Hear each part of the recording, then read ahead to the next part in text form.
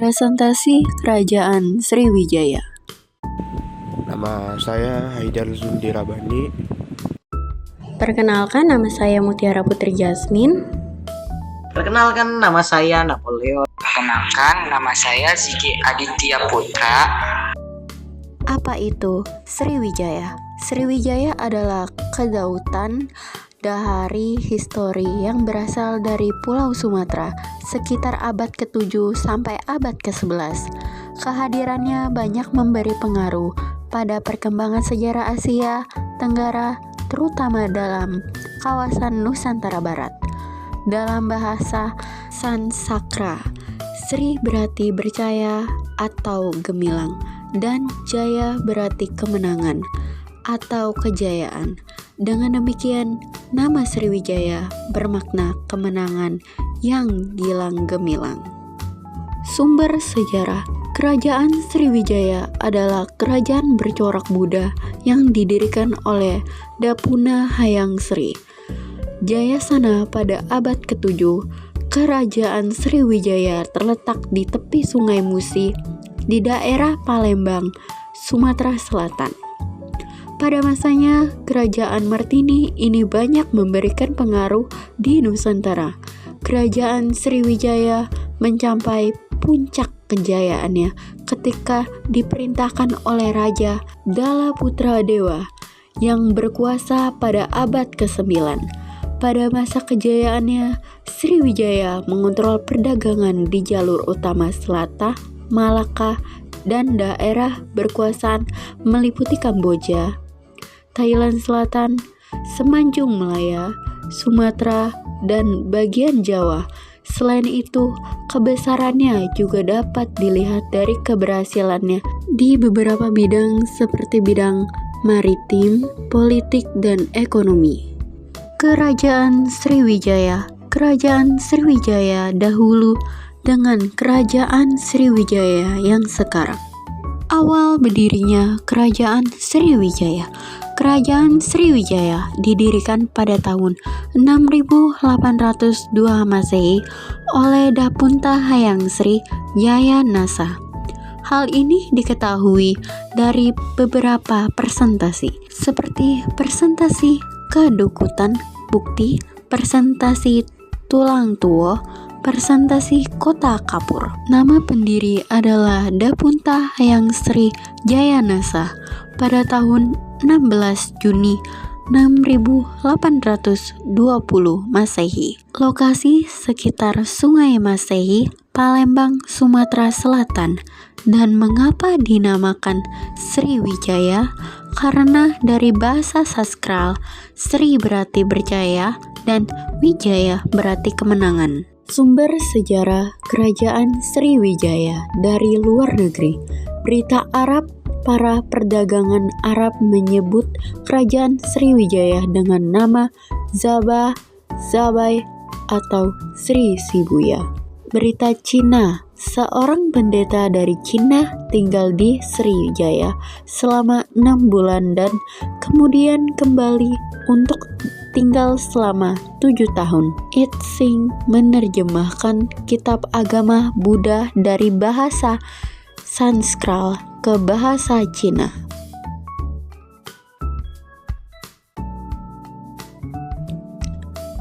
Prasasti Nalanda. Prasasti ini ditemukan di Balanga, India pada tahun 8600 Masehi dan berisi kisah tentang Raja Balaputra Dewa. Berita India. Kerajaan Sriwijaya menjalani hubungan dengan kerajaan-kerajaan India seperti Kerajaan Nalanda dan Kerajaan Kola. Presentasi Ligor. Presentasi ini berada di Ligor, sekarang Naskah Si Tahmurat, Selatan Thailand, Semenanjung Malaya, dan berisi informasi tentang Raja Kerajaan Sriwijaya. Letak geografis. Kerajaan Sriwijaya terletak di Provinsi Sumatera Selatan, tepatnya di Palembang, merupakan pendapat yang umumnya diyakini dan sudah dianggap sebagai fakta sejarah. Pendapat mengenai letak Kerajaan Sriwijaya tersebut dikemukakan oleh G. Kowedes pada 1918. Kerajaan Sriwijaya terletak di Palembang, Sumatera Selatan, tepatnya di Murau Sungai Musi. Pendapat ini ditemukan oleh G. Gendes pada tahun 1918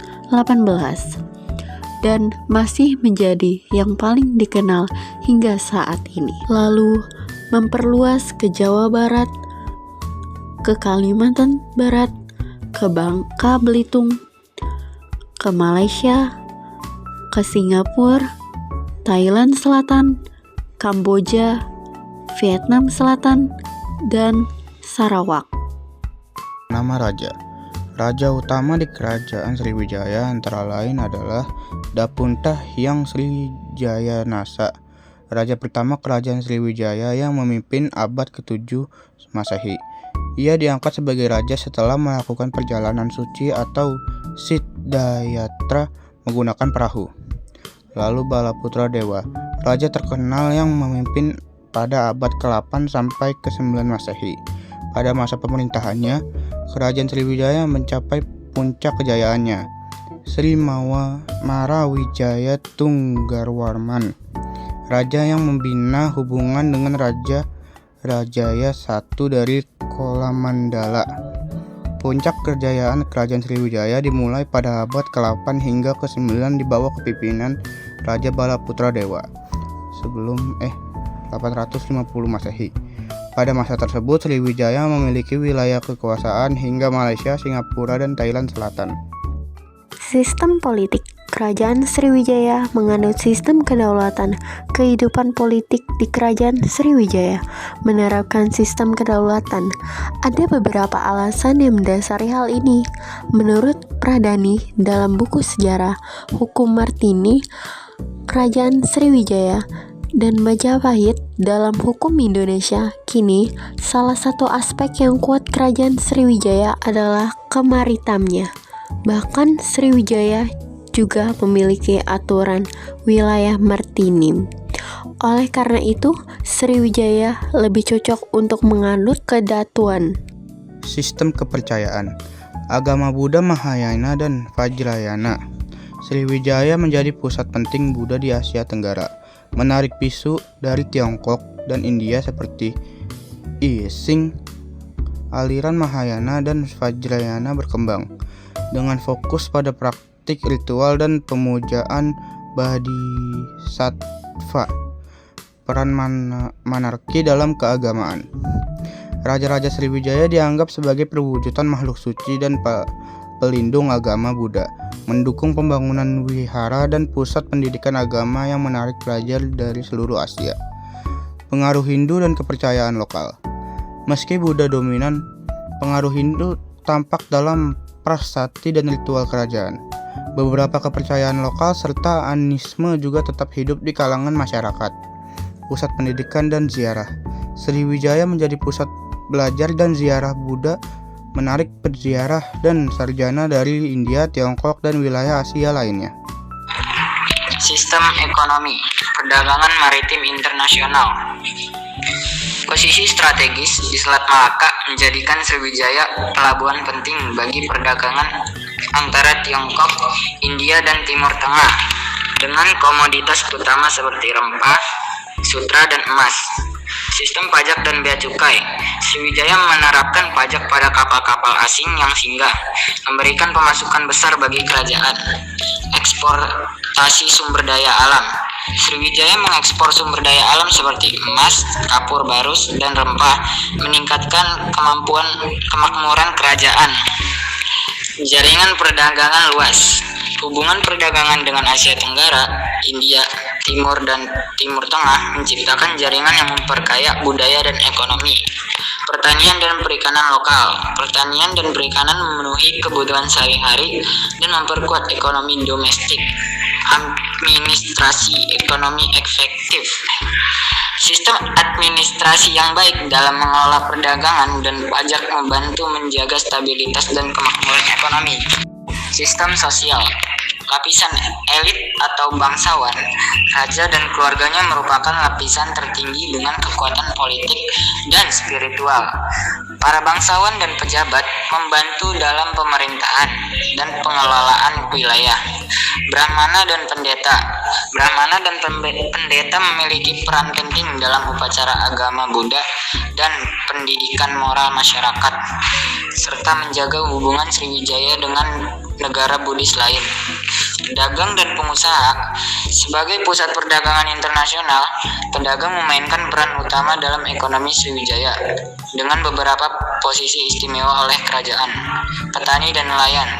Kelompok petani dan nelayan menyediakan pangan untuk masyarakat, menjaga ketahanan pangan melalui pertanian dan perikanan. Buruh dan budak. Berada di lapisan sosial terendah, buruh dan budak bekerja dalam pembangunan dan pemeliharaan infrastruktur kerajaan. Peristiwa-peristiwa penting kerajaan. Pendirian Kerajaan Sriwijaya didirikan oleh Dapunta Hyang pada tanggal 16 Juni 682 Masehi. Masa kejayaan Kerajaan Sriwijaya mencapai puncak kejayaannya pada masa pemerintahan Raja Balaputradewa di abad ke-8 dan ke-9 Masehi.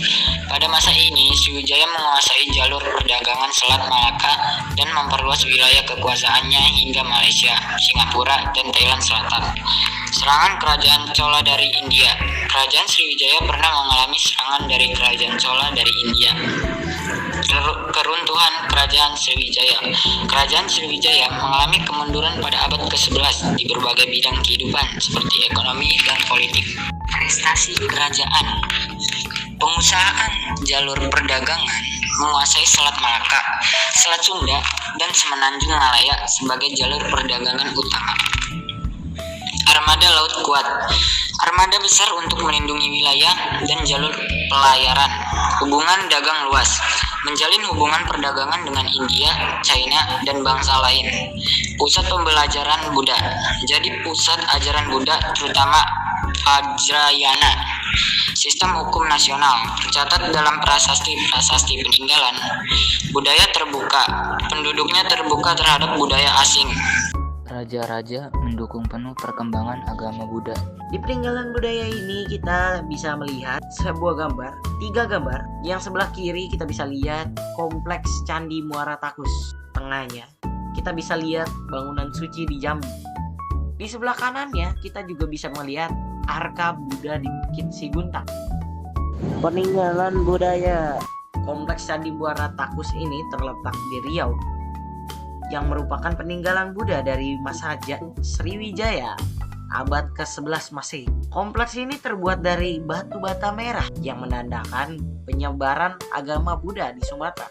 Bangunan suci di Jambi ya di sini. Jadi situs Muaro Jambi ini mencangkup candi dan stupa dari masa kerajaan Melayu dan Sriwijaya tentu saja dari abad ke-7 hingga abad ke-14 yang menjadikan pusat agama Buddha.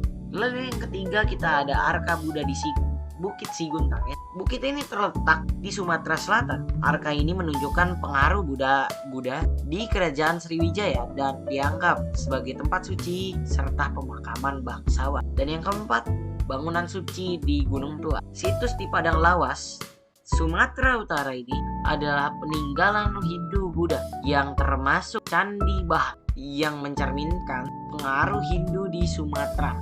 Lalu yang kelima ada Arka Avalokiteswara. Arka Buddha Mahayana ini melambangkan dewa welas asih, ditemukan di berbagai candi di Jawa dan di Sumatera sebagai bukti pengaruh Buddha Mahayana. Dan yang keenam, yang terakhir kita ada prasasti.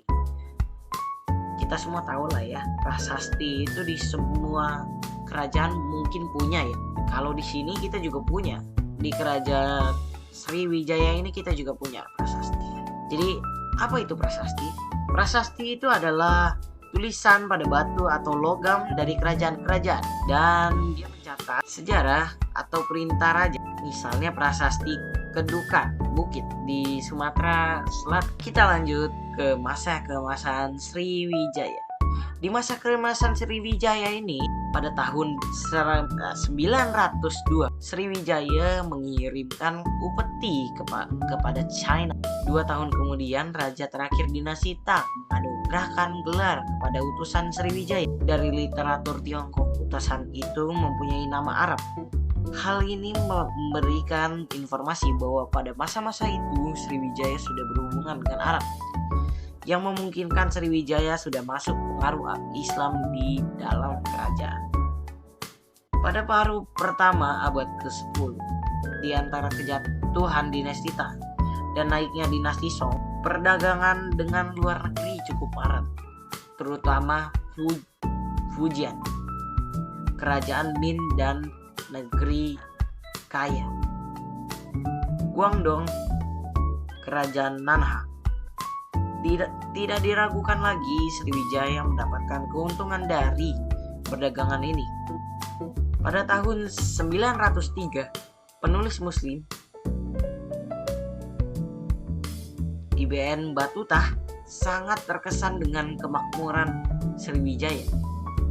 Daerah urban kerajaan meliputi Palembang, khususnya Bukit Seguntang, Muara Jambi, dan Kedah. Sumber informasi mengenai Kerajaan Sriwijaya. Beberapa sumber mencatat informasi mengenai Kerajaan Sriwijaya, yakni catatan IBN Harbas B 8440, 8480, catatan Sudar Sulaiman 8501, berita IBN Al-Faqih 902, berita IBN Roste 903, catatan Abu Saibeh 916, dan catatan ahli geografi bernama Mus'idi 9305. Para pedagang dari Arab dan Persia umumnya berpreferensi sebagai pedagang. Oleh karena itu, catatan Arab dan Persia biasanya menyebut tentang komoditas perdagangan kerajaan Sriwijaya. Mereka juga menyebut Raja Sriwijaya sangat kaya dan memiliki wilayah kekuasaan yang sangat luas. Peninggalan Kerajaan Sriwijaya. Kerajaan Sriwijaya meninggalkan cukup banyak presentasi yang umum tersebar di wilayah Pulau Sumatera. Berikut beberapa presentasi peninggalan Kerajaan Sriwijaya. Presentasi kedudukan bukti, presentasi Telalaga Batu, presentasi Kota Kapur, presentasi Kerang Berahi, presentasi Palang Pasama, presentasi Tulang Tuwo, presentasi Hujung Langit, presentasi Bungkuk, presentasi Bom Buru, presentasi Batu Raja. Oke, kita masuk ke dalam kesimpulan. Jadi di dalam kesimpulan ini kita bisa melihat bahwa Kerajaan Sriwijaya adalah kerajaan maritim yang kuat di Asia Tenggara, yang menguasai jalur perdagangan strategis dan menjadi pusat penyebaran agama Buddha. Keterbukaan terhadap budaya asing, kerjasama diplomatik, serta perhatian terhadap pendidikan dan agama menjadikan Sriwijaya menjadi contoh kekuatan yang dibangun oleh nilai-nilai toleransi, kerjasama, dan penghargaan terhadap ilmu pengetahuan. Dari kami, terima kasih. Kami ucapkan wassalamualaikum warahmatullahi wabarakatuh.